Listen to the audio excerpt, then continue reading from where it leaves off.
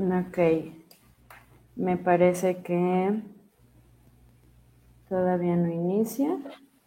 Ah, ya. Espérame.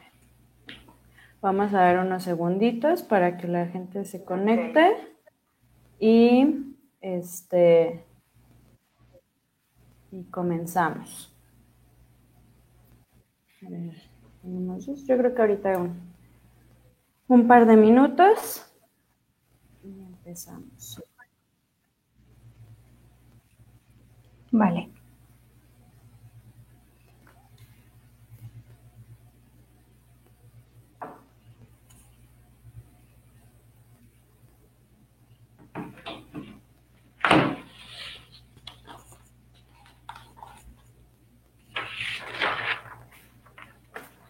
Bueno, ¿te parece si empezamos? Vamos a empezar con la presentación en lo que se conectan más.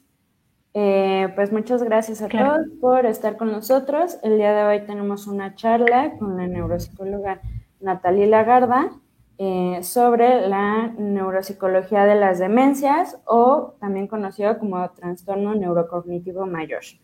Les voy a platicar un poquito de quién es la persona que nos va a dar hoy la charla. Ella es licenciada en psicología por la Universidad de Sonora, posteriormente maestra en neuropsicología clínica por parte de la UNAM. Ella ha realizado servicios de evaluación e intervención neuropsicológica en centros como el Centro de Servicios Psicológicos de la Facultad de Psicología de la UNAM, en el Hospital General.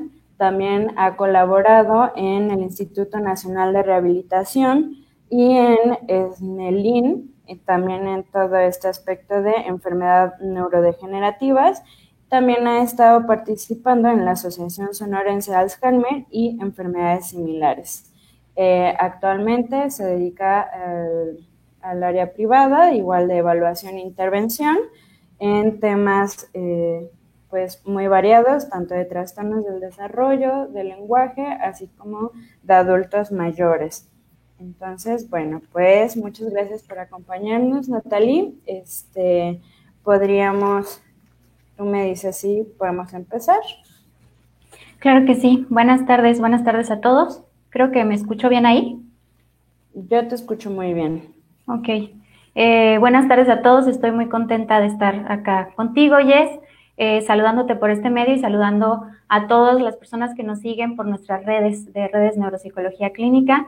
Es un placer estar aquí a hablar sobre este tema que es tan importante, tan actual y pues que es bien interesante y es lo que vamos a estar viendo.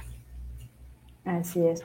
Muy bien. Bueno, tengo entendido que la charla de hoy es de neuropsicología de las demencias, pero Natalie, ¿nos puedes platicar qué es una demencia? Claro que sí, les voy a mostrar, les voy a compartir acá una presentación que realicé para que ustedes tengan también un apoyo. Eh, Creo que ahí se ve bien, nada más para confirmar. Perfecto. Sí. Muy bien, entonces, bueno, empezaremos. La idea de esta plática es retomar algunas cosas, algunos puntos que son conceptuales, que son básicos en cuanto a la neuropsicología de las demencias y ir retomando un poco a lo largo de la charla el abordaje neuropsicológico, ¿no? Un poco el trabajo del neuropsicólogo en la atención de las demencias, tanto en apoyo al diagnóstico, al hacer las evaluaciones como diagnóstico diferencial, el trabajo con el propio paciente en programas de intervención neuropsicológica y con la familia. Por supuesto que ustedes, gracias por estar aquí, a los que están acá, saludos a todos los lugares donde nos ven. Pueden ir poniendo si tienen alguna duda, trataré de irla contestando. Vamos a estar pendientes, sobre todo al final, creo nos vamos a enfocar un poquito más a la parte final, a contestar algunas dudas que ustedes tengan. En la medida de lo posible vamos a darles respuesta y si no es así, bueno, trataremos de orientarlos hacia dónde pueden obtener la información. Mi nombre es Natalie Lagarda Badilla y yo ahorita en este momento los saludo desde la calurosa ciudad de Hermosillo, Sonora. Entonces, un saludo para todo México. Vamos a empezar a hablar sobre demencias. ¿Y por qué pongo trastorno neurocognitivo mayor? Bueno, vamos a ver que es una etiqueta diagnóstica que se está proponiendo como pues un nuevo concepto para hacer alusión a las demencias. Vámonos pasito a pasito. Tenemos personas que nos ven con diferentes antecedentes respecto a su acercamiento con las demencias, entonces vamos a ir explicando algunas cosas. La demencia, entonces, va a ser un síndrome, es decir, un conjunto de signos y síntomas de naturaleza crónica y progresiva. Es decir, crónico se refiere a que va a perdurar en el tiempo sin una cura. Desafortunadamente, aún no tenemos una cura para esto. Para las que son de naturaleza neurodegenerativa, ahorita me voy un poquito más hacia allá. Y progresivo, es decir, vamos a ir viendo cómo esta enfermedad va progresando. La característica principal es el deterioro de las funciones cognitivas. ¿Qué son las funciones cognitivas? Bueno, pues estos ámbitos, estas funciones, estas habilidades mentales, como la atención, el lenguaje, la memoria. Y es aquí donde la demencia va a tener su principal punto, ¿no? El deterioro de estas funciones cognitivas o mentales. Comúnmente la demencia se acompaña de síntomas psicológicos y conductuales. Esto es importante porque antes los síntomas psicológicos y conductuales no figuraban como parte del diagnóstico de demencia.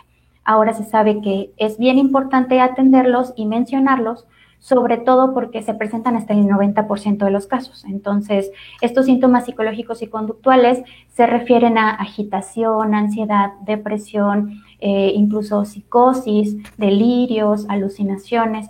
Va a depender un poquito del tipo de demencia y de la etapa en la que se encuentre el paciente. Y por último, ocasiona dependencia.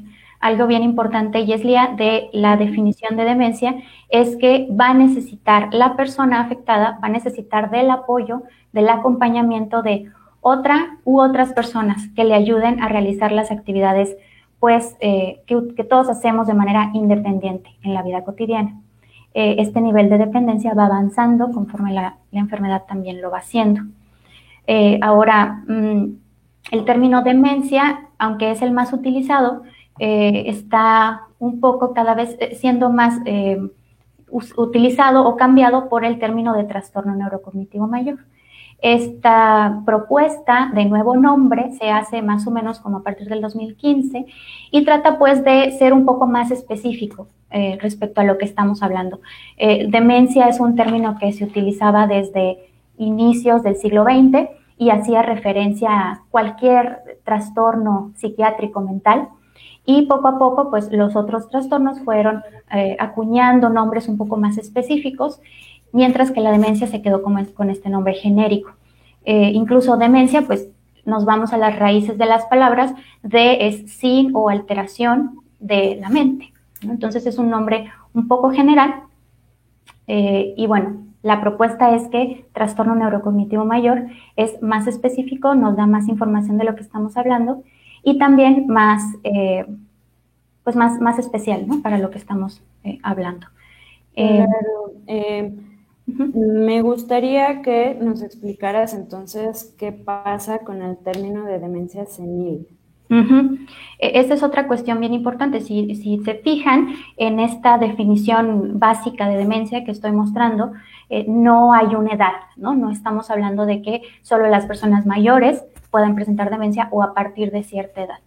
En este sentido, la demencia es un síndrome que puede aparecer a cualquier edad a partir de los 40 años. La edad avanzada es un factor de riesgo. Es decir, conforme más cumplimos años, entonces tenemos más probabilidades de desarrollar demencia. Sin embargo, eso no quiere decir que gente relativamente joven, adultos en la edad media de la vida, no puedan desarrollar demencia. Y por otro lado, no quiere decir que una persona mayor tenga que tener demencia a fuerzas, ¿no? Conocemos... Ajá. Perdón, nos dice Andrea Melo, todos hablan de demencia senil, es lo mismo. Creo que, como habíamos comentado, este término está un poco en desuso por toda esta nueva documentación que no necesariamente es lo mismo una demencia de tipo Alzheimer con una demencia senil, que bueno, ahorita nos vas a explicar un poquito más adelante de todo. Así es. Sí, el término demencia senil está en franco desuso y además debemos de procurar que así sea, ¿no? Demencia senil es inexacto, nos hace referencia a que las personas mayores, a que esta es una enfermedad de personas mayores y no necesariamente, o que es una enfermedad por envejecimiento y no necesariamente. Conocemos personas mayores que están bastante conservados de sus funciones cognitivas, que son incluso personajes de la vida pública, de la vida política, y no necesariamente tienen demencia a pesar de que tienen una edad avanzada. Entonces, sí va a ser importante que como profesionales, como familiares también de alguien afectado, estemos conscientes de el término demencia senil era un término utilizado en el siglo pasado porque justamente se evidenciaban estos problemas en la edad avanzada. Sin embargo, ahora eso quedó atrás, ¿no? Hablamos de demencia o hablamos de trastorno neurocognitivo mayor, que sería lo más nuevo. Okay. ¿Y nos podrías platicar? Entiendo que las demencias tienen ciertas etapas o todas tienen las mismas etapas. ¿Qué etapas son? ¿Nos podrías platicar sobre esto? Sí, claro. Va a haber varias etapas en función de quién las clasifique. Hay una que la divide en 7 etapas. Nosotros aquí te voy a presentar la que es más básica, la que se divide en 3 etapas. Serían más o menos estas, ¿no? Cualquiera de las demencias que vamos a hablar ahorita, cualquiera de sus tipos, puede dividirse en etapa leve, moderada o grave. Recordemos que la naturaleza es progresiva, entonces esperamos que el paciente progrese a través de estas etapas. En la etapa leve tendremos dificultades en eso que llamamos actividades instrumentales. ¿A qué nos referimos cuando hablamos de actividades instrumentales? Son todas aquellas actividades que hacemos generalmente en casa y que tienen que ver, por ejemplo, con el uso del teléfono, con la preparación de alimentos, con moverse en la ciudad, utilizar un medio de transporte, con administrar, manejar el dinero. Cuando la persona comienza a tener problemas en estas actividades, podríamos decir que está en una etapa leve y requiere entonces ayuda en estas actividades. Después estaríamos esperando que la persona paulatinamente requiriera mayor apoyo en eso que llamamos actividades básicas. Las actividades básicas sí tienen más que ver con el mantenimiento de la vida y se relacionan con el baño, el mantenimiento de la higiene personal, el hecho de comer, es decir, tal cual ingerir los alimentos, movilizarse dentro de la casa, ese tipo de actividades que precisamente son más básicas. Y por último, en una etapa grave, habría total dependencia. La persona necesitaría apoyo para realizar todas las actividades antes mencionadas y todas las demás. Esto es bien importante porque, de hecho, la demencia es la principal causa de dependencia entre las personas mayores. Entonces, sí, pues significa una carga bien importante de cuidados. Claro. ¿Y con qué frecuencia encontramos en México o en el mundo, pues, un diagnóstico de demencia o de trastorno neurocognitivo mayor? La verdad es que es bastante frecuente. De hecho, la OMS nos dice que hay un nuevo caso de demencia cada 3 segundos en el mundo. Entonces, imagínate, aproximadamente estamos hablando de que en el 2020 pensamos que hay unos 50 millones de personas en el mundo viviendo con demencia y esto es porque cada vez hay más personas que van envejeciendo. Nuestra población cada vez tiene mayor edad. Aquí en esta imagen, en esta figura vemos, les comentaba, ahorita en 2020 se piensa que más o menos son 50 millones de personas en el mundo. En la columna de la derecha podemos ver que se proyecta que para el 2050 haya casi 130 millones de personas. Esto es bien importante y es por esto que la Organización Mundial de la Salud lo clasifica como una epidemia global, tal cual estamos viviendo justo en este momento con el COVID-19, este nuevo coronavirus. Bueno, la demencia también es una epidemia global, es una enfermedad que está sucediendo en todas partes del mundo. En México es uno de los países de Latinoamérica que tiene una mayor incidencia de demencia. También la población de México está envejeciendo y ese es un punto importante.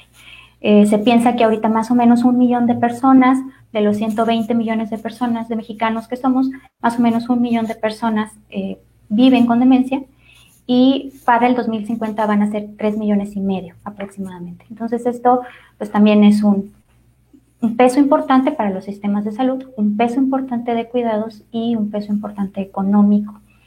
Obviamente que eso nos motiva y nos exige prepararnos en el tema y saber un poquito más de esto. Claro. Ahora, ¿nos podrías platicar si todas las demencias son iguales, todos presentan el mismo deterioro? No sé cómo podemos por ahí indagar un poco. Quiero hacer un pequeño paréntesis. Hay varios comentarios, más quiero aclarar que vamos a tratar de contestar todos con el mismo ritmo de la charla, así que no, no se preocupen, todos vamos a contestar sus mensajes. Okay. Entonces, vale, te preguntaba sobre los tipos de demencia, si hay diferencias o todos son iguales. Esto también es algo bien importante. La demencia, de hecho ya lo he estado comentando, depende del tipo de demencia, ¿no? Hay varias demencias. La demencia, de hecho, es un término general que engloba, es una clasificación general que engloba algunos tipos. Pensamos que la demencia es como, o la palabra demencia, trastorno neurocognitivo mayor, es un término sombrilla o paraguas y que dentro de él engloba a subtipos, ¿no? Está la enfermedad de Alzheimer, está la demencia vascular, etcétera, etcétera, etcétera. Incluso de las que muestro ahí, continúo con un etcétera, ¿no? Hay muchos tipos de demencias. Y esa es una pregunta que generalmente nos hacen las personas en consulta, ¿no? Mi familiar, mi ser querido, ¿tiene enfermedad de Alzheimer o tiene demencia? Bueno, la respuesta es que la enfermedad de Alzheimer es muy famosa, pero es un tipo de demencia. Es el tipo más común de demencia. Eso también lo vamos a ver más adelantito. Entonces, enfermedad de Alzheimer, la demencia vascular, frontotemporal, y todas estas son subtipos de demencia. Una clasificación amplia puede ser hablar de que hay demencias que son neurodegenerativas primarias y otras que son secundarias a otras cosas. Me explico un poquito en esta parte. Las demencias que son secundarias a otras cosas, conocemos cuál es su origen. Por ejemplo, existen demencias que se dan debido a intoxicación por metales pesados, ¿no? Entonces, en este caso, sabemos que el metal pesado está ocasionando fallas en el funcionamiento cerebral, está ocasionando una degeneración del tejido cerebral, y, o en el caso de una demencia secundaria, enfermedad de Parkinson, como nos platicaba Erika Lobato la semana pasada, o enfermedad de Huntington, sabemos que hay una enfermedad cuyo uno de sus síntomas es demencia. En el caso de las demencias neurodegenerativas primarias, no sabemos por qué el tejido comienza a degenerarse. Esa es la principal diferencia. Y lo importante va a ser que la mayoría de las demencias que se presentan más allá de los 65 años son neurodegenerativas primarias. Tal vez no sabemos tanto del envejecimiento, la verdad es que tenemos poco, siendo tan mayores, tenemos poco como sociedad, como raza incluso, como especie, perdón, tenemos poco viviendo tanto tiempo. No sabemos qué pasa en el cerebro cuando empezamos a envejecer o cuando cumplimos tantos años, ¿no? Entonces, bueno, no sabemos exactamente qué es lo que pasa, por qué se empieza a degenerar el tejido cerebral de esa manera y entonces empieza a haber estos desafortunados cambios de cognición. En la plática de hoy me gustaría un poco enfocarme a las neurodegenerativas primarias porque también son las más frecuentes. Entonces sí hay diferencias, hay diferentes demencias, hay diferencias dentro de cada una de ellas porque cada una de ellas tiene características particulares. Claro. Aquí hay una pregunta que va un poco relacionada con la frecuencia de casos. Pregunta Baldwin, ¿a qué se debe que haya tantos casos en México? creo que va un poquito relacionado con el último comentario que nos hiciste. ¿Nos podrías nada más un poco como contestar esta pregunta? Sí, hay muchos casos en México y va a haber más casos justo por el envejecimiento poblacional. Ese es uno de los grandes factores de riesgo para desarrollar enfermedad de Alzheimer, que es la más común. Entonces, en la medida en que la población va envejeciendo, también va aumentando el riesgo de padecer Alzheimer. A partir de los 65 años, el riesgo de padecer enfermedad de Alzheimer se va multiplicando por 2 cada 5 años. Entonces, vas a tener el doble de riesgo de padecer esta enfermedad que a los 65 y luego el doble a los 75 y así sucesivamente. Entonces, la pirámide poblacional de nuestro país está sufriendo el cambio que el mundo también está sufriendo. Hay menos niños menores de 3 años, por ejemplo, niños menores de 12 años, que población adulta mayor. Entonces, eso hace que se empiecen a presentar este tipo de enfermedades. Eso por una parte. Por otra parte, la demencia vascular, de la que también les quiero hablar, tiene mucho que ver con factores de riesgo vascular. En México es bien común la demencia vascular, porque pues hay una gran incidencia de sobrepeso, obesidad, enfermedades cardiovasculares, y estos son factores de riesgo para la demencia vascular. Entonces, esos son los grandes frentes que tenemos en México. Claro, un pequeño paréntesis, nos pregunta Alfonso Gómez. ¿Es cierto que los derivados del THC y CBD en forma de aceites sublinguales favorecen a la disminución del problema cognitivo debido a la interacción que tienen con el sistema endocannabinoide del cuerpo? Actualmente hay algunas investigaciones respecto a fármacos o drogas que están siendo experimentadas para ver cuáles son pues, los beneficios, ¿no? o los efectos que pueden tener en este tipo de enfermedades. Hasta el momento, los fármacos que están establecidos, que son recomendables, son inhibidores de la recaptura de acetilcolinesterasa y antagonistas de NMDA, ¿no? Esos son los únicos 2 tratamientos. Bueno, hay varios tipos, pero esos son los 2 únicos mecanismos de neurotransmisión que está establecido que funcionan. Funcionan, ojo, no para detener la enfermedad, sino para enlentecer el deterioro. Entonces, hay varias sustancias que están siendo probadas, pero hasta el momento no ha habido resultados contundentes al respecto. Muy bien, y ahora nos platicas, bueno, de todo este tipo de trastornos neurocognitivos mayores, que hay pues una gran cantidad, las clasificaciones son vastas, pero me gustaría saber si hay un perfil neuropsicológico definido por cada uno, cuáles son las características, cómo podemos diferenciarlos. Sí, eso es bien importante, Yeslia, porque tendemos a pensar que la memoria es el único dominio afectado, punto número 1, y que si vemos algún otro tipo de dificultad en nuestro ser querido, en nuestro paciente, entonces podría ser cualquier cosa y no una demencia.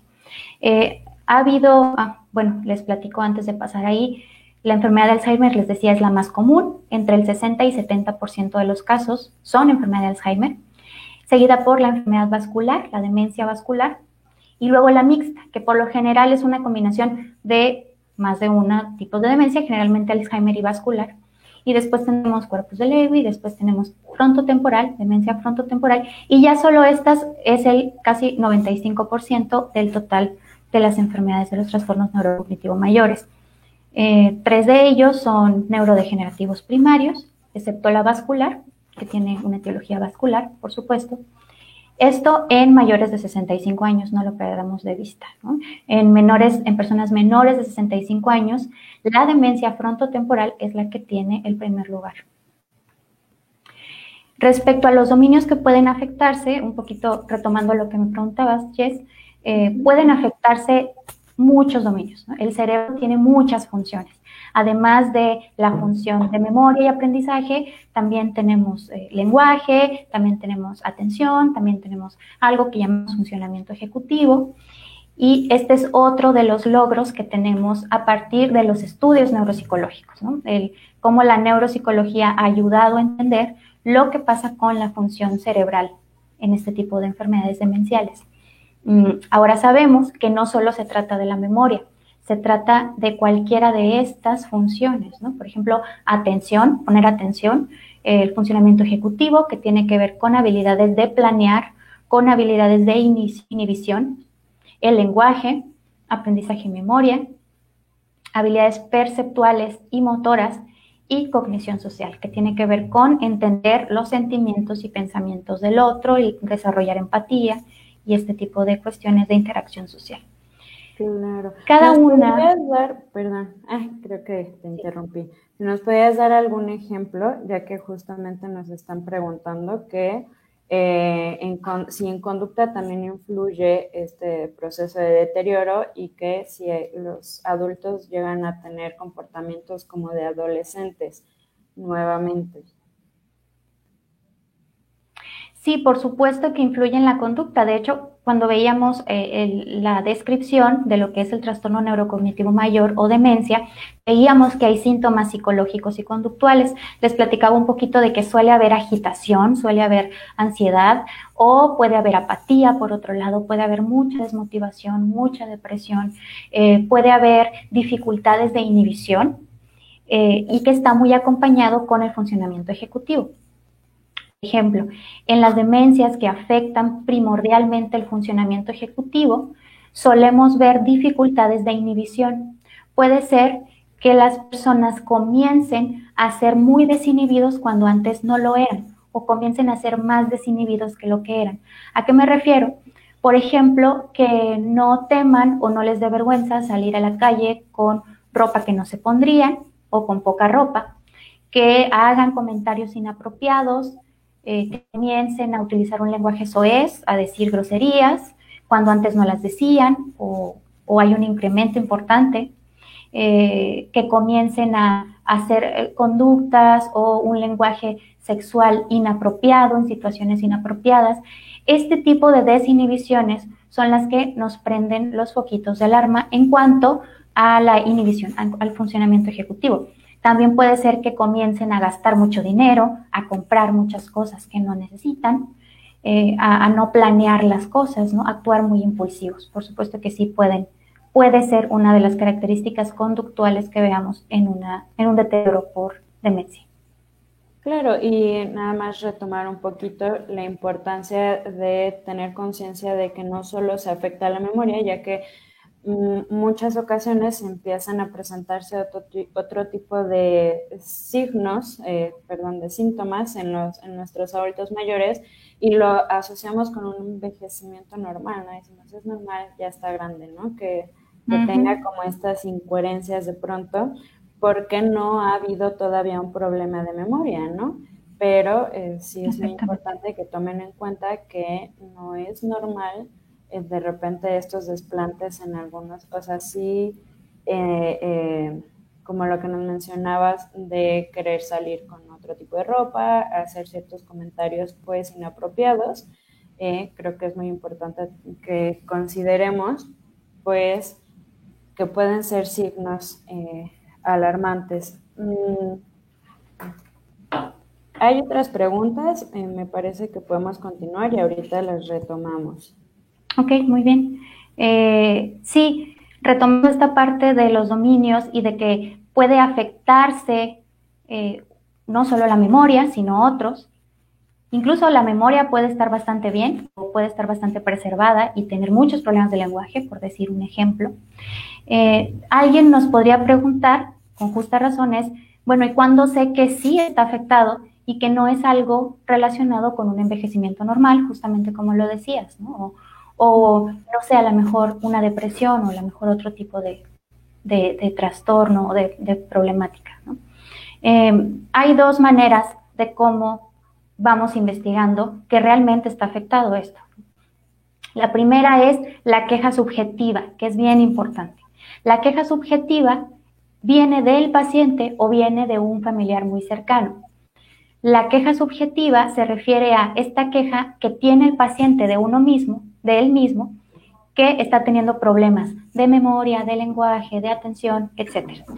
Puede llegar y decirnos, siento que se me están olvidando las cosas, siento que no estoy poniendo atención, todo pierdo, dejé mi coche prendido y no me di cuenta,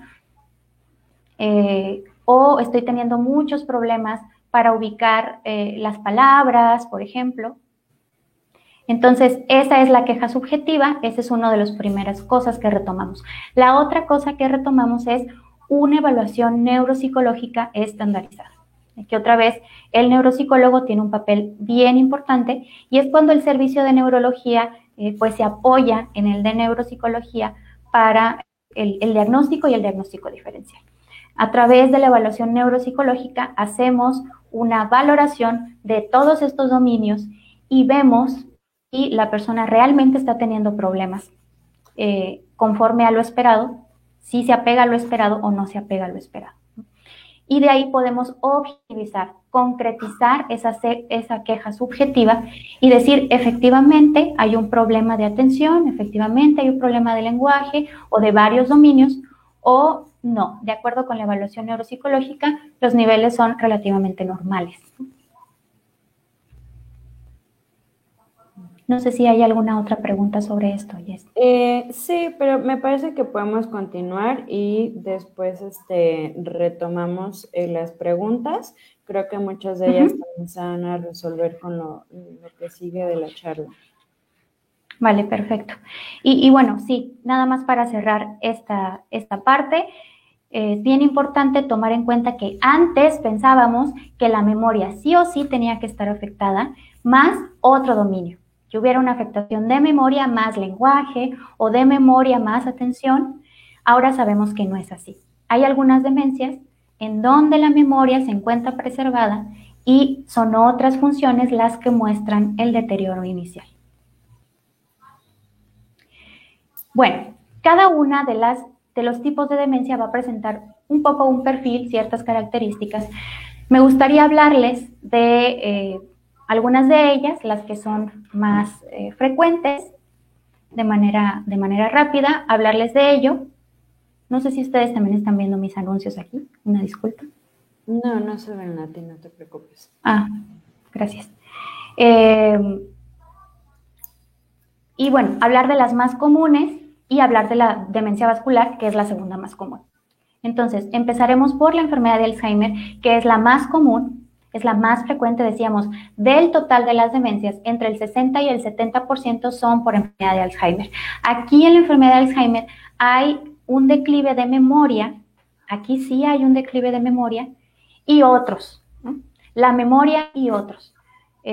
Además es progresiva, eso quiere decir que no siempre el problema va a ser de memoria. Desafortunadamente vamos a ver un patrón en que otras funciones se vayan viendo afectadas de manera paulatina. El inicio va a ser insidioso, esto quiere decir que la familia no va a saber exactamente cuándo empezó. Explorando en la historia clínica vamos a ver que hubo ciertas señales a lo largo de varios años, pero por lo general eso nos pasa en la consulta, que es hasta que sucede algo un poco más grave que las personas deciden acudir a una revisión, ¿no? Con el médico, o con el neuropsicólogo, con quien lleguen inicialmente.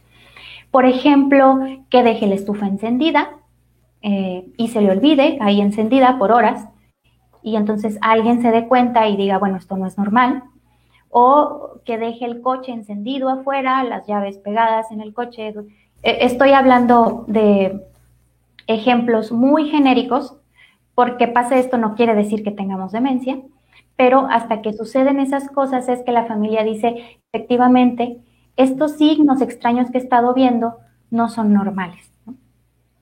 El declive va a ser progresivo, va a ser gradual y va a ser constante. La medicación nos va a permitir enlentecer un poco. El trabajo cognitivo, la intervención cognitiva nos va a permitir enlentecer un poco, pero no vamos a poderlo detener. Hasta el momento no contamos con la tecnología farmacológica para hacerlo. Ahora, esta degeneración, sin ánimos de entrar mucho en especificidades, esta degeneración se debe a la acumulación de proteínas en el cerebro. Hay ciertas proteínas que se desestructuran, se desacomodan y empiezan a formar una serie de nudos, vamos a pensarlo así, una serie de placas. Y estas placas, acá se los voy a mostrar. Creo que pueden ver mi cursor.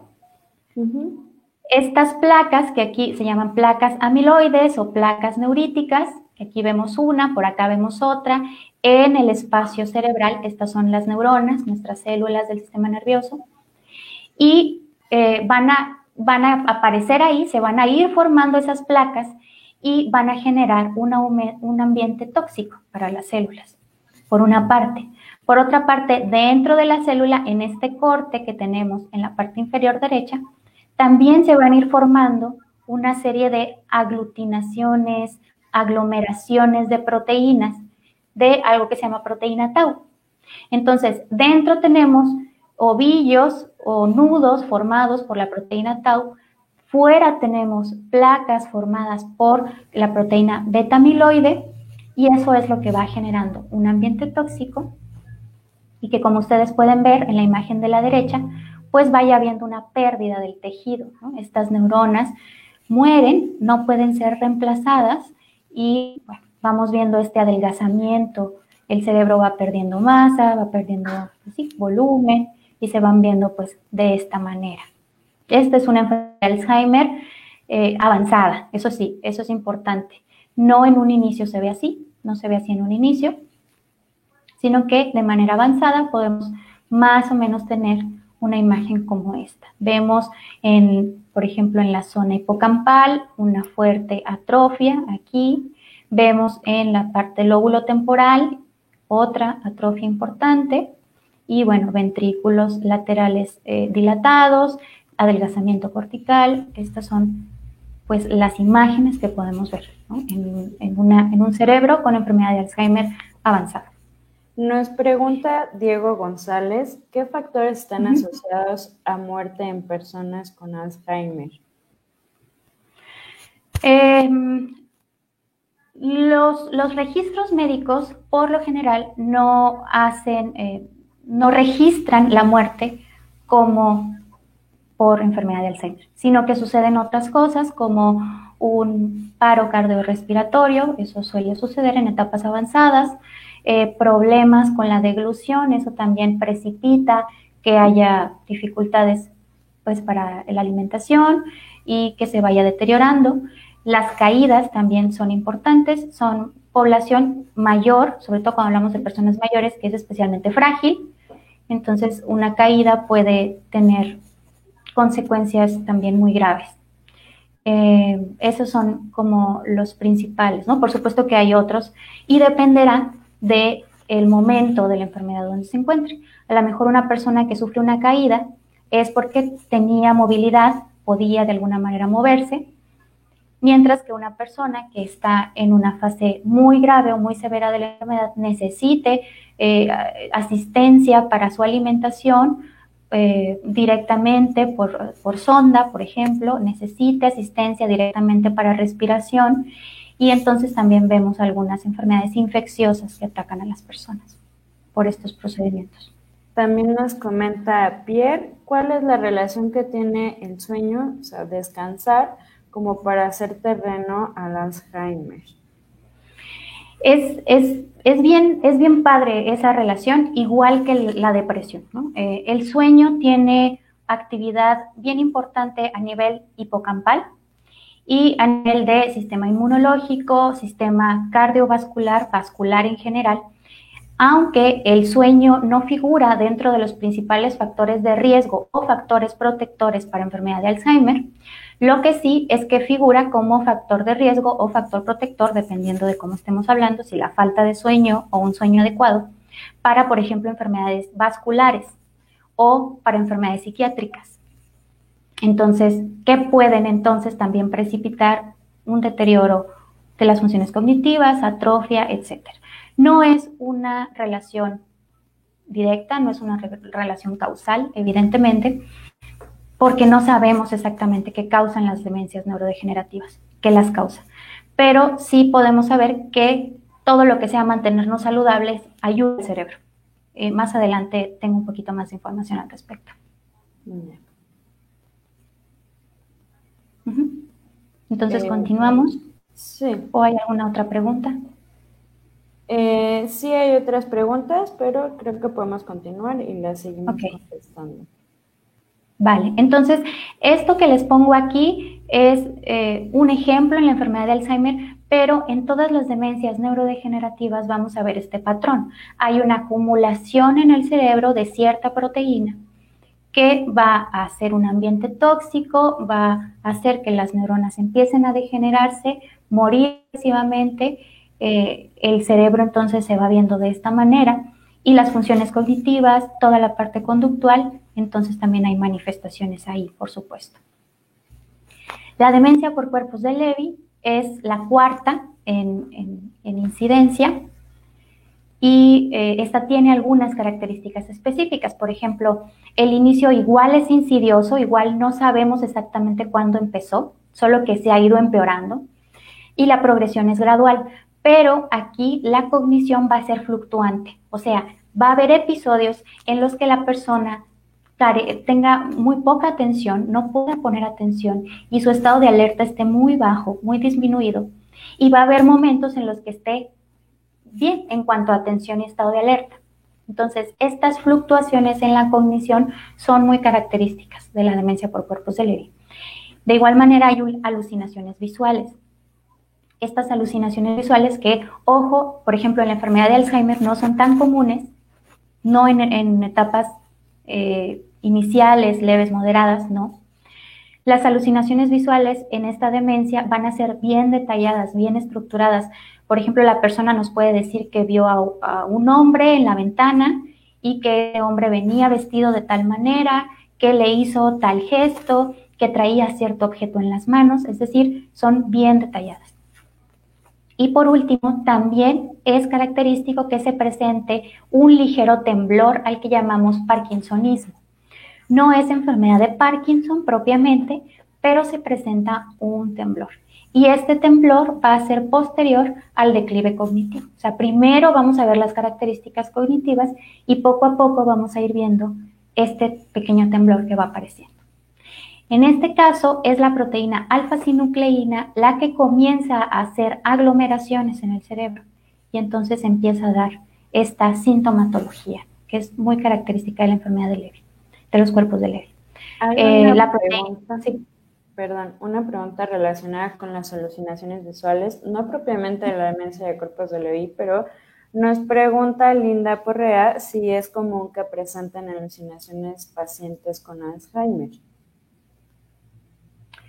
Sí puede pasar, pero no en etapas moderadas, sino que en etapas más avanzadas, cuando las dificultades o el deterioro empieza a ser como más global, más acentuado. Las alucinaciones visuales en etapas iniciales o moderadas son muy características de la demencia por cuerpos de Levy. Ahora, otra cosa importante de mencionar es que aunque aquí lo estamos viendo bien estructurado, bien separado cada una de ellas, es común que los pacientes no sean como en el libro, decimos, ¿no? Que no sean exactamente como lo presentan. Puede haber un caso, además hay muchas demencias combinadas, en las cuales se combinen las proteínas de enfermedad de Alzheimer y las de la demencia por cuerpos de Levy. También puede suceder que sea una demencia mixta. Ok, bueno, creo que podemos continuar. No se preocupen si me he pasado algunos comentarios, los seguimos tomando en cuenta, nada más los vamos a ir introduciendo de manera paulatina. Muy bien, entonces hemos hablado de la enfermedad de Alzheimer, hemos hablado de la demencia por cuerpos de Levy y por último, en este paquete de enfermedades demenciales neurodegenerativas, vamos a hablar de la demencia frontotemporal. Recuerden que cuando hablamos de demencias neurodegenerativas, estamos hablando de enfermedades que ocasionan un deterioro del tejido cerebral, de sus funciones, evidentemente también, pero no sabemos la causa específica. Es decir, sí hay una serie de proteínas que se acumulan, pero no sabemos por qué, ¿no? Hay toda una serie de esfuerzos en experimentación básica que se están haciendo para comprenderlo y obviamente que cuando se descubra será uno de los grandes descubrimientos de la humanidad, ¿no? Pero hasta el momento lo desconocemos. En cuanto a la demencia frontotemporal, su inicio, al igual que la enfermedad de Alzheimer, es insidioso, no es de un día para otro. Sucede durante un periodo de tiempo, la progresión es gradual y, como les comentaba, es la primera causa de demencia neurodegenerativa en personas menores de 65 años. Hay una relativa preservación de otras funciones cognitivas que no estén relacionadas con las funciones vinculadas con el lóbulo frontal y el lóbulo temporal. Ahí abajo les marco un poquito más las características de esto. El lóbulo frontal va a tener está relacionado con el funcionamiento ejecutivo, con funciones, habilidades de juicio, razonamiento, de incluso nuestra personalidad, ¿no? La inhibición que podamos tener, planeación, secuenciación de actividades, y va a haber una variante frontal en la que se va a afectar sobre todo la parte frontal, la parte del lóbulo frontal del cerebro. También puede haber una variante temporal en la que el más afectado resulte ser el lóbulo temporal que está aquí de manera lateral. Las funciones relacionadas con el lóbulo temporal están relacionadas sobre todo con el lenguaje y la memoria. Entonces, puede ser que haya problemas de funcionamiento ejecutivo, pero no haya problemas de memoria, y no haya problemas de habilidades visoespaciales o espaciales, o no haya problemas de cálculo, ¿no? Aunque hay problemas de funcionamiento ejecutivo. No en forma inicial. Progresivamente vamos a ir viendo que esas otras dificultades también aparecen. En la variante frontal o variante conductual, también conocida, lo que vamos a ver son marcados cambios de personalidad y disfunción ejecutiva. Esta tiende a ser mucho más conductual. Las personas tienden a mostrarse más apáticas, desmotivadas, sin ganas de hacer las cosas, puede ser una. O la otra es desinhibidas, como les decía anteriormente, impulsivas, de pronto gastar todo su dinero, de pronto ir a un casino y no sé, gastar mucho dinero, comprar muchas cosas que no les hacen falta, mostrar como lenguaje soez, etc. Este tipo de conducta nos llegan muy rápido porque pues es más evidente, ¿no? Salta más a la vista. Y cambios de personalidad. Nos dicen, es que él no era así, ¿no? Él no hablaba con esas palabras, él no hacía ese tipo de cosas, no le gustaban ese tipo de cosas, nunca le gustó ser el centro de atención, nunca le gustó utilizar ese tipo de ropa y ahora lo está haciendo. En la variante temporal, la afectación va a ser muy selectiva del lenguaje, al menos durante los primeros años de la enfermedad. Al menos unos 2 o 3 años vamos a ver que la afectación es casi 100% lingüística.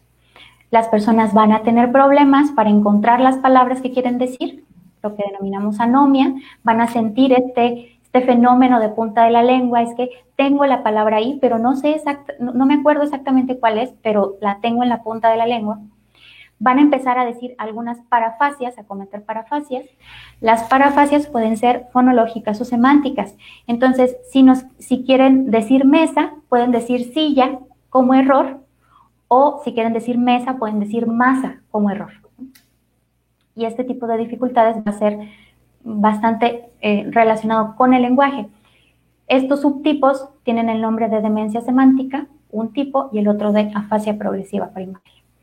Pero como ustedes pueden ver, los perfiles de funcionamiento son distintos y es ahí donde la evaluación neuropsicológica pues cobra bastante relevancia para averiguar con lupa pues qué es lo que está pasando con el funcionamiento cerebral.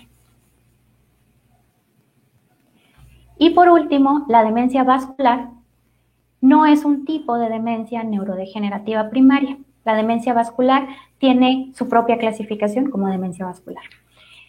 La demencia vascular, a diferencia de las anteriores, sí sabemos qué es lo que causa el deterioro.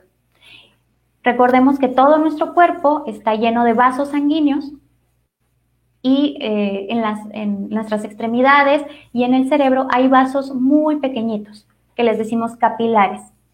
Cuando hay problemas vasculares, los capilares sufren, pueden sufrir isquemias, es decir, taponamientos, obstrucciones, o pueden sufrir hemorragias. Si esto sucede en alguna región del cerebro o en algunas regiones, entonces las células que se alimentan del oxígeno y la glucosa que la sangre lleva, pues no podrán acceder al oxígeno y la glucosa que necesitan para vivir. De igual manera, las neuronas necesitan oxígeno y glucosa. Si los vasos que las irrigan o que las riegan no pueden llevar ese oxígeno y glucosa, pues entonces las células lamentablemente morirán. Entonces, la demencia vascular está causada por la degeneración neuronal que viene dada por alteraciones vasculares, estos vasos muy pequeñitos, asociadas a factores metabólicos. Los síntomas van a ser diversos, van a ser como un poco más generales, pero sobre todo abarcan funcionamiento ejecutivo y atención. Y la diferencia aquí va a ser que el inicio es más o menos súbito. Sí vamos a ver un cambio bien importante en pocos días en cuanto al funcionamiento y la funcionalidad de la persona. Es que hace 2 días no estaba así, hace 2 días se pudo aprender la lista del súper, por ejemplo, o hace 2 días podía ver la tele y hoy ya no puede verla, o hace 2 días leía y hoy casi no puede hacerlo. El inicio es más o menos súbito, el declive es progresivo, pero escalonado. Entonces, si bien podemos ver un declive rápido, la persona se puede mantener en una meseta de funcionamiento durante mucho tiempo, semanas o meses incluso, hasta que veamos una nueva disminución del funcionamiento y otra vez una nueva meseta. Esa es como las características, o ese es algo como bien específico de la demencia de tipo vascular. Muchas gracias, Natalie. Nos habías comentado que ibas a abarcar las principales, sobre todo por la frecuencia con la que se presentan, pero nos pregunta Cristian que si le podemos mencionar algo sobre la demencia por cuerpos de Pick. Ok. Sí. La demencia por cuerpos de Pick es un nombre que comúnmente se utilizaba para hacer referencia a la demencia frontotemporal. La demencia por cuerpos de Pick generalmente incluía esta aglutinación proteica de proteínas que se les denominaron cuerpos de Pick. Y los cuerpos de Pick son aglutinamiento de proteína tau.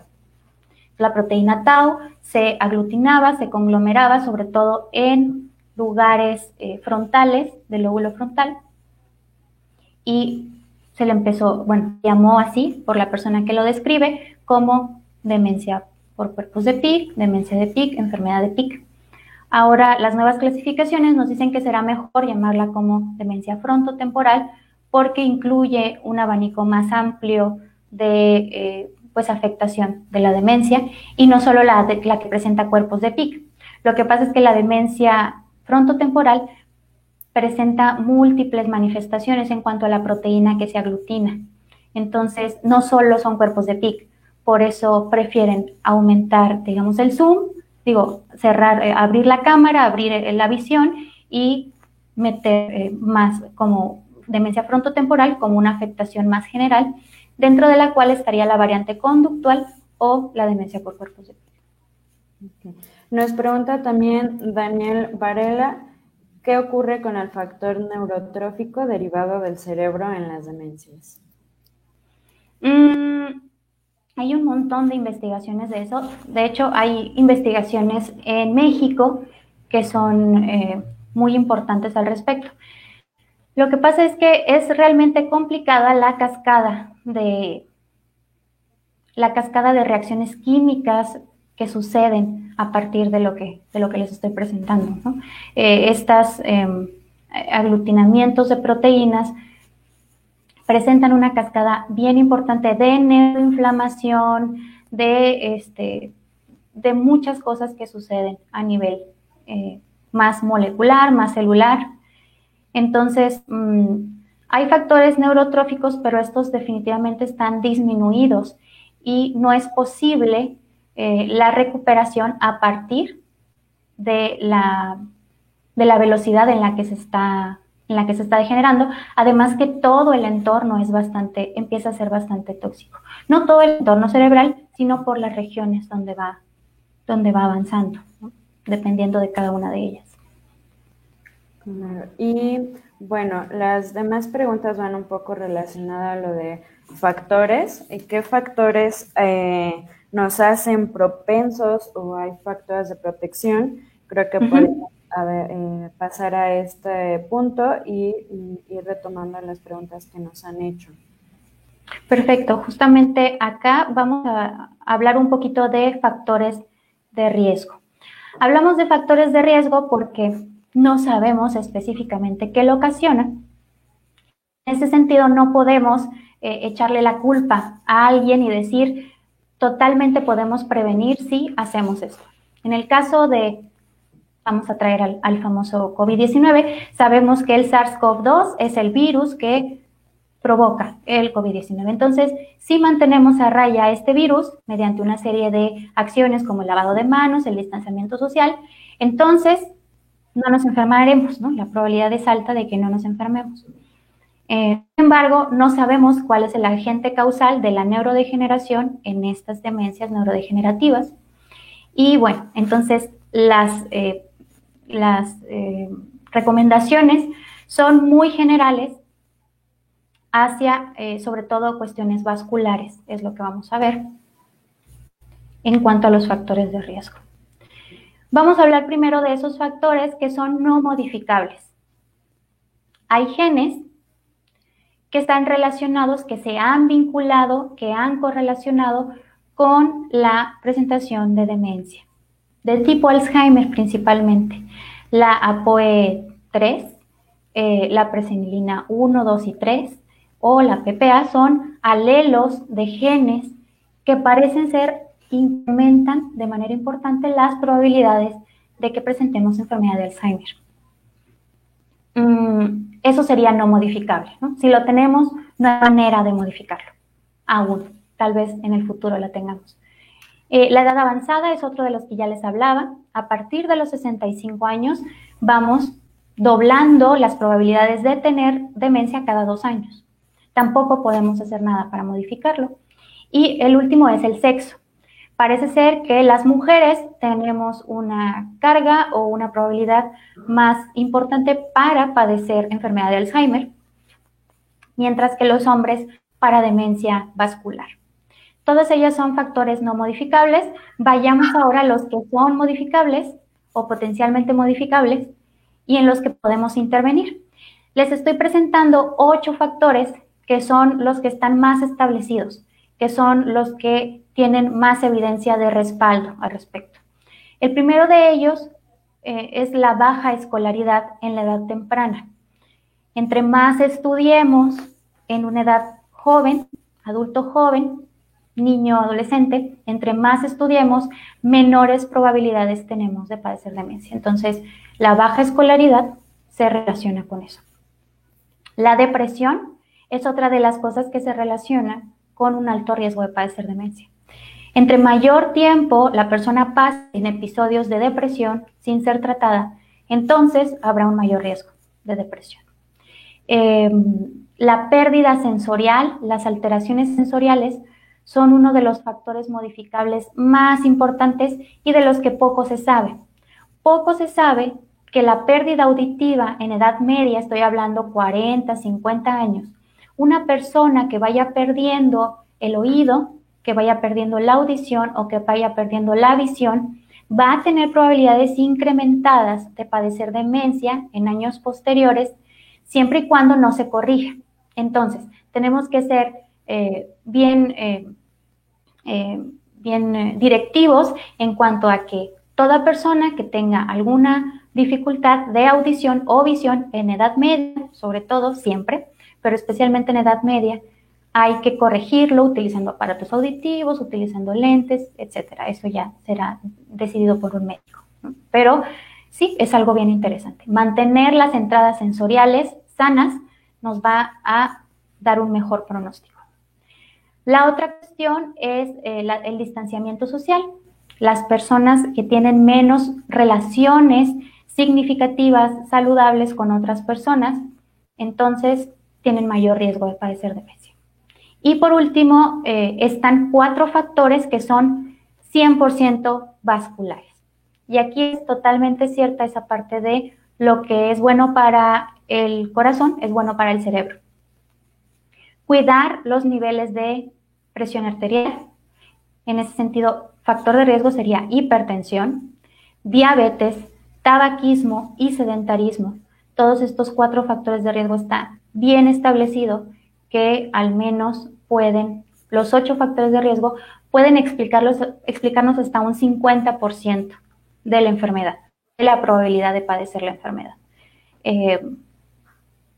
Entonces, bueno, el tabaquismo específicamente, el riesgo permanece hasta 5 años después de dejar de fumar. Entonces, también es importante que estas medidas, como la escolaridad, como la depresión, de diabetes e hipertensión también en la edad media, entonces las medidas de protección deberán implementarse desde muy temprano en la vida para que podamos ver pues, efectos benéficos en nuestra adultez mayor.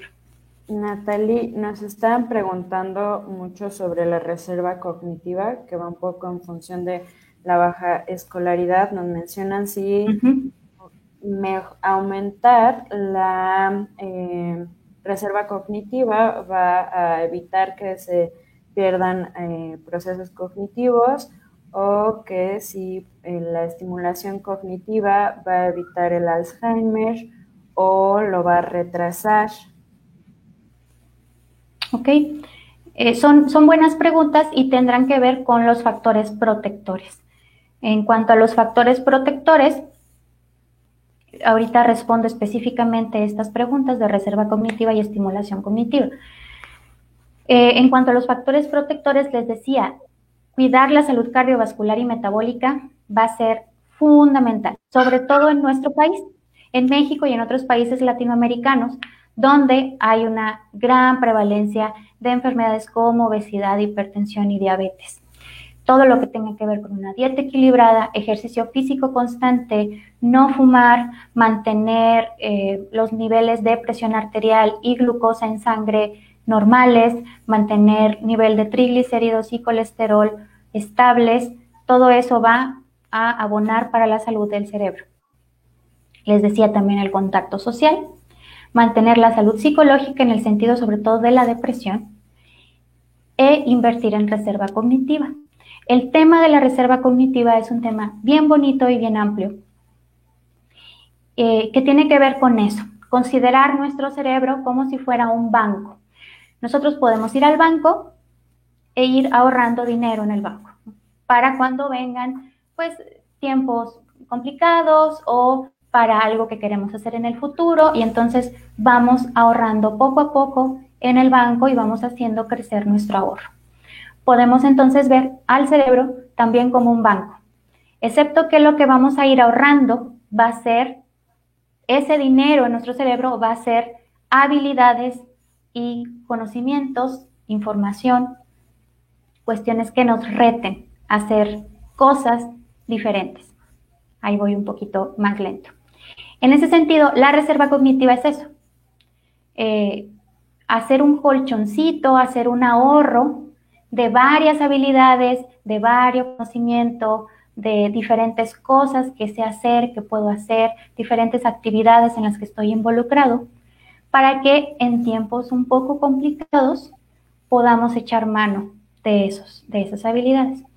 Las personas con mayor escolaridad, pero no solo mayor escolaridad, sino también con un abanico más diverso de habilidades, personas que saben algún oficio, pero además saben varios idiomas, pero además saben de varias cosas, se han dedicado a varios trabajos durante su vida, saben varias habilidades manuales, etcétera, etcétera. Tienen un buen ahorro de reserva cognitiva. Parece ser que esto disminuye las probabilidades de padecer demencia, por una parte, y por otra parte, si se presenta la demencia, este deterioro va a ser mucho más lento. Eso es lo que se han visto en los estudios y está bastante comprobado. Entonces, seguimos sugiriendo que todos invirtamos en reserva cognitiva. La reserva cognitiva o estas habilidades no implican tanto ser el mejor en una sola cosa, sino diversificarnos e intentar diferentes cosas. No es importante que seas el mejor pintando, sino que lo intentes, que te retes, que te enfrentes a esa rutina distinta, que tomes caminos distintos, que te enfrentes a la complejidad de hacer algo nuevo, porque conforme vamos haciendo las mismas cosas, estas se van automatizando. Entonces ya ni siquiera tenemos que pensar cuando vamos por el mismo camino hacia el trabajo, ni siquiera pensamos mucho realmente, ¿no? Ya lo tenemos súper memorizado, súper automatizado. La idea es retarnos a hacer cosas distintas, no necesariamente ser el mejor, sino hacer otras cosas. Ahora, la estimulación cognitiva es uno de los tratamientos no farmacológicos o de las intervenciones no farmacológicas que están indicadas para el tratamiento de la demencia. No sé si me ibas a decir algo, Jess. Sí, bueno, tenían una pregunta muy específica de si hay ejercicios que ayuden a detener el Alzheimer. Una disculpa que no diga sus nombres, pero he estado revisando los comentarios y de pronto ya no me da tiempo de regresarme, pero bueno, esta era una pregunta que tenían, si hay algún ejercicio que detenga el progreso. Nos preguntan específicamente de Alzheimer, pero bueno, pues creo que va en general para todas las demencias. Una vez que la demencia está establecida, va a ser imposible detenerla. Lo que sí va a ser posible es enlentecer su deterioro, enlentecer la progresión con la que va avanzando. El tratamiento farmacológico nos ayuda a eso y la estimulación cognitiva también nos ayuda a eso, que justo era el punto que estaba tocando anteriormente. La estimulación cognitiva es una aproximación, es una serie de intervenciones sistemáticas que van dirigidas a abordar las funciones cognitivas, no solo las que están comprometidas, sino también las que están intactas hasta ese momento. El abordaje dual, es decir, el tratamiento farmacológico y el tratamiento no farmacológico en conjunto, han mostrado una buena efectividad para enlentecer el deterioro, para mejorar la calidad de vida y también para mantener la independencia funcional del paciente, que al final ese va a ser nuestro gran indicador, ¿no? ¿Qué tanto tiempo la persona puede permanecer lo más independiente posible y no requiere tanto apoyo? Ahora, no hay ejercicios tan específicos para decir esto definitivamente va a ayudar. Depende mucho de la etapa en la que se encuentre la persona, las dificultades características de su demencia, la personalidad de esta persona también. Existen algunos programas, por ejemplo, el programa de la memoria, que este programa es español, las asociaciones Alzheimer españolas, la Federación Española de Alzheimer, en general las aportaciones españolas en neuropsicología y rehabilitación son bastante buenas. Entonces, les recomiendo que busquen por ahí. Existe el programa de estimulación para la memoria, que es un modelo español para tratar a personas con deterioro cognitivo leve y con trastorno neurocognitivo mayor, que les pueden dar algunas ideas. Pero sí, la intervención siempre tiene que ser personalizada, tomando en cuenta todos estos factores que les comentaba. Claro, todavía hay algunas dudas sobre la causa de las demencias. Nos preguntan si las drogas pueden desencadenar un Alzheimer a temprana edad. También qué papel tendría la epilepsia para una demencia, si hay relación. También sobre los TCE, si es un trauma cráneoencefálico, puede desencadenar una demencia. Sí, por ejemplo, empezando con la última, el TCE es una causa de demencia, es una causa secundaria, es decir, la persona puede tener uno o varios TCE, como es en el caso de los boxeadores o como es en el caso de los jugadores de fútbol americano. Este daño parece ser que se va acumulando, genera también daño vascular y entonces desencadena en un deterioro importante. Es la conocida como demencia pugilística, ¿no? Sí, sobre todo por mecanismos vasculares, ¿no? Hay ruptura o hay bloqueo de alguno de los vasos sanguíneos y entonces las neuronas comienzan a sufrir al no recibir oxígeno, no recibir glucosa. Entonces sí, el TCE es una causa, pero es una causa secundaria, o bueno, con una causa conocida, ¿no? En el caso de la epilepsia y otros trastornos psiquiátricos, sí generan un desgaste del tejido cerebral propiamente y de las funciones cognitivas. En cualquier caso de un trastorno psiquiátrico o epilepsia, es bien importante que esté controlado, porque en la medida que estemos controlando ese trastorno, vamos a estar evitando que haya daño directamente al tejido cerebral y directamente a las funciones. Es bien importante controlar esas enfermedades. No son causas directas de demencia, ojo, pero sí es importante cuidar esos cerebros también, cuidándolos como, pues manteniendo a raya los trastornos neuropsiquiátricos, la epilepsia específicamente. La primera, Jess, ¿me la puedes recordar, por favor? Sí, nos preguntan si el consumo de drogas puede desencadenar un Alzheimer a temprana edad. No se ha vinculado la enfermedad de Alzheimer con el consumo de sustancias, no la enfermedad de Alzheimer propiamente, pero existe una demencia secundaria al uso de sustancias. Esas son demencias ocasionadas por drogas o fármacos. Hay por ejemplo, el abuso en el consumo de alcohol puede desencadenar un cuadro demencial. El abuso en el consumo de inhalantes puede desencadenar un cuadro demencial.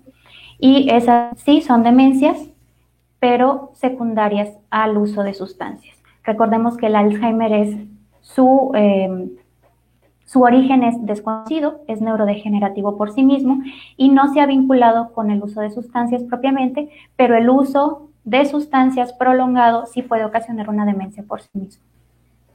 Nos continúan preguntando, me imagino que va un poco relacionado a Alzheimer.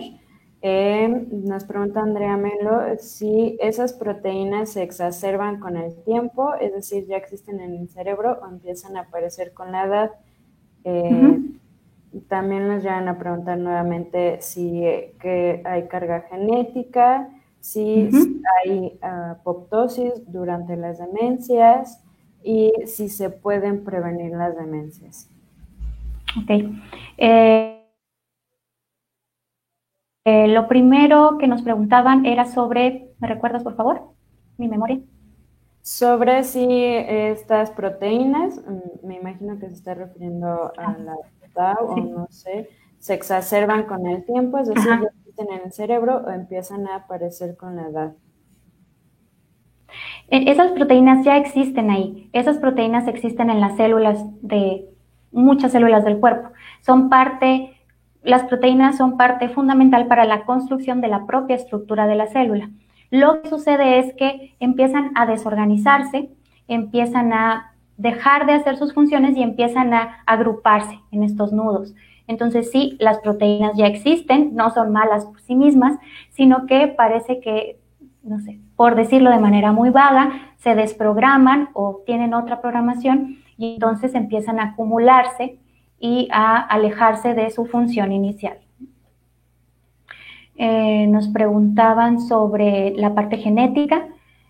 La enfermedad de Alzheimer tiene dos presentaciones, una que es una presentación esporádica, que es la que generalmente conocemos, y la otra es la presentación familiar o genética. Esta presentación genética está relacionada con los alelos que les mostré anteriormente, específicamente el alelo de la apoliproteína 3, la APOE3. Y lo que sucede es que aumenta las probabilidades de padecer demencia. Solo las aumenta, no quiere decir que el que lo tengas vaya a ser directamente causal de que la padezcas.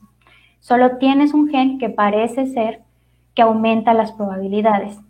En población mexicana, ese gen no parece muy frecuente en nuestro genoma, ¿no? Entonces, se ha descubierto más o se ha visto más en población anglosajona, en población caucásica, no tanto en población mexicana. Entonces, eso no quiere decir que no tengamos riesgo, solo tenemos un riesgo bajo para padecer el tipo de enfermedad más genética, más familiar, cuyas características, sí vale la pena decirlo, cuyas características es un inicio más temprano, por ejemplo, a partir de los 40, 50 años, y que son más severas, su progresión es más rápida. Las últimas preguntas, si me las recuerdas, por favor, Jess, sobre factores de riesgo o algo así. Sí, mencionaron otros aspectos sobre si un problema emocional fuerte como la pérdida de un familiar puede influir para desencadenar Alzheimer. No está comprobado, no es algo que nos digan los papers o que nos digan las revisiones o que nos digan la literatura, no está comprobado así, pero es común escuchar que los familiares indiquen que a partir de un suceso muy estresante, altamente estresante, entonces se comience cierto deterioro cognitivo. Hay que ser muy enfáticos en esta parte. No podemos diagnosticar demencia en nuestras casas, ¿no? Hay que ir con un doctor para que haga la exploración precisa y entonces nos diga si sí o si no. ¿Por qué? Porque manifestaciones pseudodemenciales, es decir, parecidas a la demencia, puede dar también un trastorno depresivo mayor, grave. Entonces, si la persona pasó por un evento altamente estresante, puede, como la muerte de un familiar, puede ser que esté ahora en un episodio depresivo. Y ese episodio depresivo suele dar, cuando es muy grave, características de disfunción cognitiva, las personas comienzan a ser dependientes, etcétera, etcétera, pero no se trata precisamente de una demencia, sino de un trastorno depresivo muy fuerte. Entonces, sí es bien importante acudir con el médico para que haga ese diagnóstico. Creo que podemos continuar. Hay todavía muchas preguntas. Entonces, bueno, yo creo que vamos a contestar muchas de las preguntas ya al final del en vivo para no extendernos mucho más.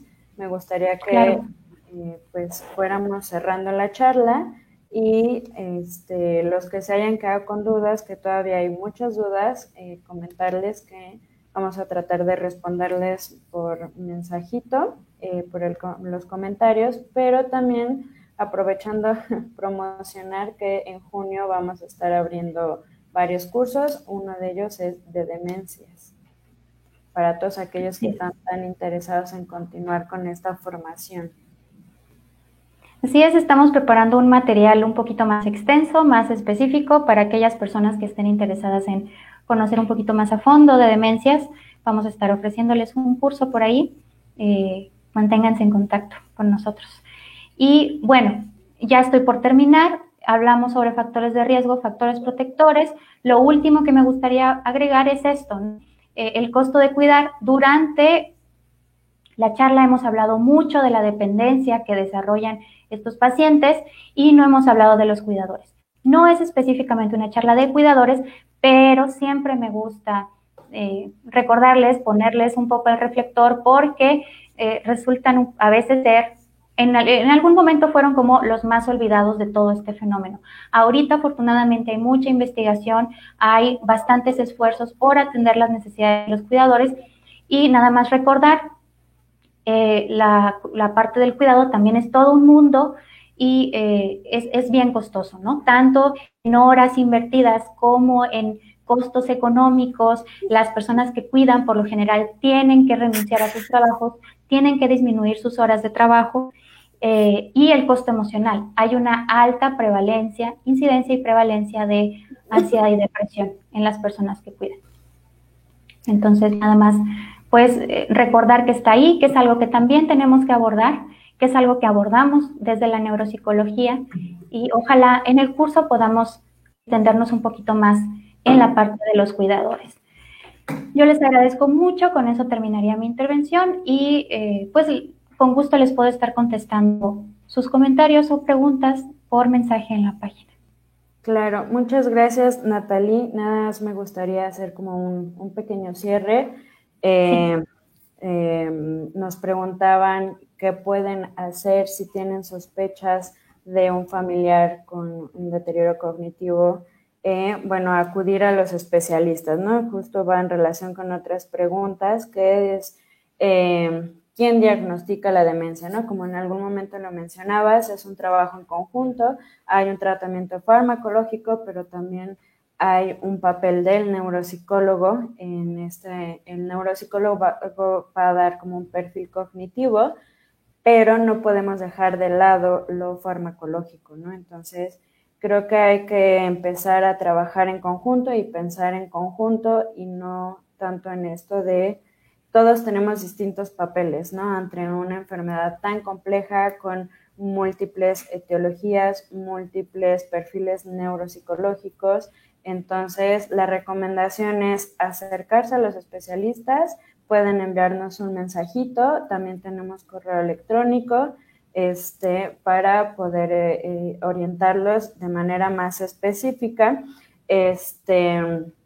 Y bueno, pues ya lo comentabas, hay factores definidos, pero siempre van a estar los que podemos modificar y en este sentido va siempre la prevención, ¿no? Nos gustaría como pues trabajadores de la salud tener las respuestas a todo en el sentido de esto causa esto, esto va a prevenir esto, pero no es así. Siempre hay muchos factores, la red familiar también impacta muchísimo en el proceso que va a tener un deterioro cognitivo. Entonces, bueno, pues nada más es esto. Los que continúen con dudas, comentarios, por favor, si gustan mandarnos un mensajito y volverles a comentar que en junio vamos a estar teniendo cursos, van a ser online debido a toda esta situación del COVID. Pues la intención es tener también una capacitación más específica en distintos temas. Uno de ellos es la demencia. Vuelvo a agradecer mucho a Natalie Lagarda, nuestra neuropsicóloga experta en demencias, por esta charla tan ilustrativa, tan enriquecedora. Por último, comentarles que tenemos un sorteo. Estamos muy agradecidos a toda la gente que nos ha empezado a seguir y hicimos un sorteo en donde nada más requieren compartir nuestra página de Facebook y comentarnos por qué les interesa tener una consulta con nosotros completamente gratuita. El tema lo pueden elegir ustedes para poder hacer el anuncio el día de mañana de los ganadores. Van a ser 10, son completamente gratis, obviamente van a ser vía remota debido a esta situación, pero nos iremos coordinando. Y bueno, pues creo que por nuestra parte sería todo. No sé si tú tengas algo más que agregar, Natalie. Nada más agradecerles mucho todos sus comentarios, sus vistas. Gracias por estar aquí con nosotros. Síganos porque estamos compartiendo material de demencias, material de otro tipo de trastornos y cuestiones relacionadas con la neuropsicología. Y pues gracias a todos trataremos de darles respuesta. Claro, el siguiente jueves a la misma hora nuestra charla será sobre trastornos del aprendizaje. Ahora una cara completamente diferente, pero creo que también hay mucha gente interesada. Entonces, agradecemos mucho. Saludos a todos. Ya estoy viendo, nos están mandando saludos de muchos lados. Saludos a todos. Y de verdad, cualquier cosa, con confianza nos pueden escribir. Estamos para servirles. Nuestra intención es atender a las personas, pero también apoyar al crecimiento profesional de muchos otros, ¿no? De colegas que estén interesados en mejorar su práctica profesional. Entonces, pues muchas gracias, sería todo. Damos por terminada la charla. Cualquier cosa, continuamos por nuestras redes sociales, Facebook, Instagram, correo electrónico. Muchas gracias. Gracias, Jess. Bye, bye.